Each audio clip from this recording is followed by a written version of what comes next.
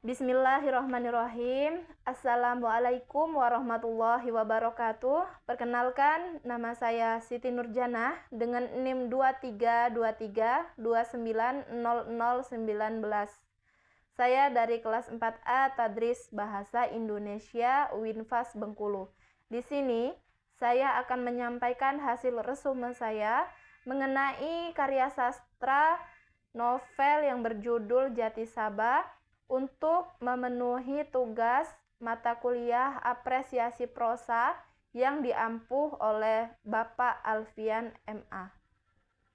Di sini saya akan memperkenalkan identitas buku dari novel Jati Sabah, di mana sudah jelas judul dari novel tersebut adalah Jati Sabah.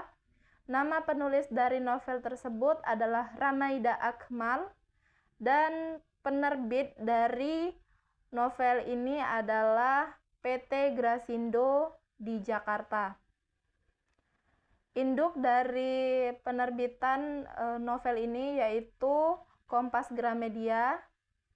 Novel ini diterbitkan pertama kali pada tahun 2017 serta dicetak ulang pada Januari 2024. Novel ini juga terdapat nomor ISBN yaitu 9786023758715.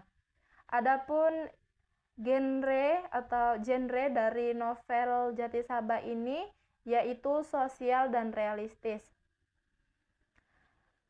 Setting di dalam cerita ini yaitu sebuah desa fiktif yang bernama Desa Jati Sabah di Jawa Tengah. Adapun bahasa yang digunakan di dalam cerita atau novel ini yaitu melibatkan bahasa Indonesia dan diselingi atau disisipi menggunakan bahasa Jawa. Langsung saja ke penokohan atau tokoh utama maupun tokoh penting lainnya di dalam Jati Sabah ini. Yang pertama yaitu Mae, di mana Mae atau Mae ini digambarkan seorang mantan TKI yang menjadi agen perdagangan manusia, di mana ia kembali ke kampung halamannya Desa Jati Sabah ini untuk mencari korban atau merekrut kembali anggota sebagai TKI yang ilegal, di mana Mae ini juga digambarkan secara kompleks yang berada di ambang kegalauan antara dia itu sebagai korban sekaligus pelaku, di mana dia berjuang melawan rasa bersalah dan traumanya di masa lalu. Kepulangannya juga memiliki tujuan untuk membebaskan diri dari cengkeraman bos atau mayor tua sindikat perdagangan manusia ini. Berikutnya ada Gao. Gao berperan penting sebagai orang dalam proses pemilihan pilkades di Jati Sabah yaitu Mardi. Gao juga membantu Mae untuk melaksanakan misinya yaitu memberangkatkan TKI ini ke luar negeri. Meskipun Gao sudah beristri, namun kehadiran Gao ini menambah konflik batin dari seorang Mae, di mana dia bernostalgia dari masa ia kecil hingga ia mencintai si Gao ini. Berikutnya ada Mayor Tua, di mana Mayor Tua dijelaskan sebagai bos sindikat perdagangan manusia yang memiliki kuasa untuk menekan dan mengeksploitasi calon TKI berikutnya. Dia juga seseorang yang menindas Mae untuk mencari mangsa atau mencari korban baru dalam TKI ini. Berikutnya ada Sitas dan Pontu, di mana Sitas digambarkan sebagai wanita desa yang miskin namun materialistis dan seseorang yang dibudakkan oleh uang. Pontu merupakan suami dari Sitas ini. Dia berjualan cincau di Desa Jati Sabah, juga merupakan orang dalam dari Mardi. dalam proses pemilihan Kades di Jatisaba. Berikutnya ada Mardi, Jompro, dan Joko, di mana ketiga tokoh ini merupakan calon kepala desa di Desa Jatisaba, di mana mereka ini menggunakan berbagai macam cara, termasuk cara politik kotor seperti penyuapan uang, penyuapan bahan baku makanan seperti singkong, jagung, dan beras. Tidak itu juga, mereka juga menggunakan cara yang tidak baik, yaitu menggunakan kekerasan hingga pembunuhan, sekaligus menggunakan ilmu hitam atau memanfaatkan Gao. Berikutnya ada Musri, Kusi, dan Sanis. Mereka merupakan sahabat kecil Mae, di mana banyak kenangan-kenangan yang bernostalgia di kepala Mae ketika bertemu mereka. Mereka digambarkan sebagai seorang ibu rumah tangga yang mengurus rumah dan anak-anaknya di dalam kondisi kemiskinan. Berikutnya ada Mbah Bangkring, di mana Mbah Bangkring ini merupakan ibu dari si Musri, yang mengharapkan kehidupan Musri juga sukses seperti apa yang ia lihat kepada Mae. Jadi, Mbah Bangkring ini merupakan salah satu korban yang didekati oleh Mae untuk dijadikan calon TKI berikutnya. Dan berikutnya yang menurut saya peran tokoh penting di dalam novel Jatisaba, yaitu ada polisi, di mana polisi ini sudah lama mengintai Mae, memata-matai Mae melalui sitas tentang apa saja gerak-gerik Mae ini untuk melakukan aksinya. Berikutnya yaitu peristiwa penting yang terjadi secara kronologis di dalam novel Jatisaba.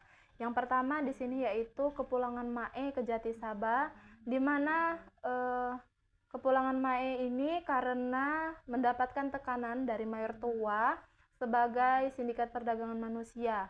Mae harus merekrut korban baru yang berupa babon atau ibu-ibu, dere seperti gadis-gadis, dan jago seperti pemuda yang kuat dan gagah juga, untuk diberangkatkan sebagai TKI ilegal, di mana juga TKI ilegal ini akan mengakibatkan perdagangan manusia baik secara hidup maupun mati untuk dijual organ tubuhnya.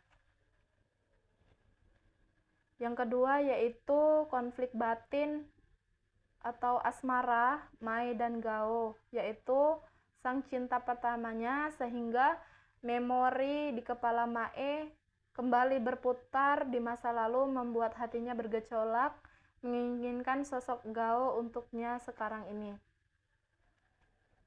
Yang ketiga yaitu keterlibatan Mae di dalam pemilihan kepala desa, di mana tibanya Mae di Desa Jatisaba ini sudah dicurigai oleh masyarakat setempat, di mana juga bertepatan dengan keadaan yang memanas di Jatisaba, yaitu untuk pemilihan kepala desa berikutnya. Melihat situasi yang memanas dan kondisi yang tidak tepat, Mae berinisiatif untuk memanfaatkan keadaan ini untuk bekerja sama dengan salah satu calon kepala desanya, yaitu yang bernama Jompro, untuk melakukan kerjasama, di mana Mae ini melakukan pencarian suara atau merekrut seluruh orang-orang terdekatnya untuk memilih Jompro. Dan keuntungannya, Mae dipermudah Jompro untuk mengajak calon TKI ini keluar dari Desa Jatisaba. Adapun keuntungan dari si Jompro ini juga yaitu hak suara yang kemungkinan akan membantu dia menjadi ketua terpilih atau kades terpilih di Desa Jatisaba tersebut. Berikutnya Mae mengalami konflik batin, di mana ada rasa dilema antara melanjutkan misinya untuk mencari calon TKI atau meninggalkannya dan hidup bahagia. Mae harus memilih antara tugasnya yaitu dari mertua untuk mencari calon TKI berikutnya atau melarikan diri bersama Gao untuk melanjutkan hidupnya. Puncak konflik Pilkades atau pemilihan kepala desa di Jatisaba yaitu bukan hanya tentang perebutan jabatan kades, tetapi juga representasi dari kerusakan moral dan sosial yang terjadi ketika kekuasaan menjadi tujuan utama tanpa mempertimbangkan kesejahteraan masyarakat. Praktik kampanye yang terjadi di Jatisaba ini merupakan praktik kampanye hitam yang melibatkan kekerasan, pembunuhan, hingga melibatkan ilmu hitam di dalamnya. Konflik berikutnya yang terjadi yaitu Mae yang berhasil mengumpulkan calon-calon TKI memutuskan untuk pergi meninggalkan Jatisaba bersama beberapa calon TKI-nya kurang lebih sekitar 15 orang, yaitu Sanis, Masri, Gebok, dan Cucu, yaitu gadis dari desa sebelah. Dan juga beberapa pemuda atau jago yang dibawa oleh Malim, dibantu oleh Gao dalam proses usahanya untuk meninggalkan Jatisaba.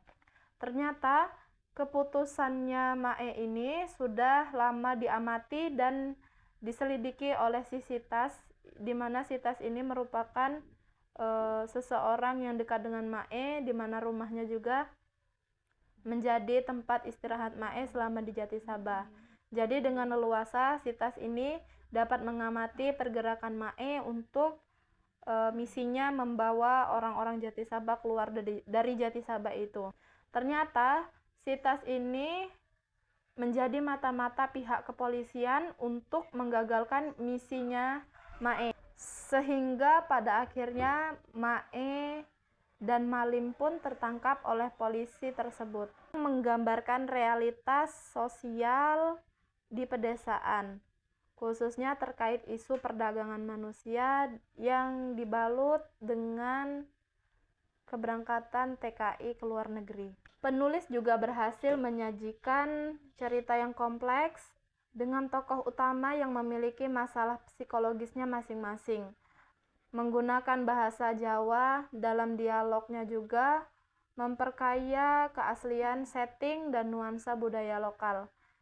Namun, beberapa pembaca seperti saya merasa alur ceritanya terasa sedikit dipaksakan sehingga agak sulit untuk memahami setiap beberapa alurnya.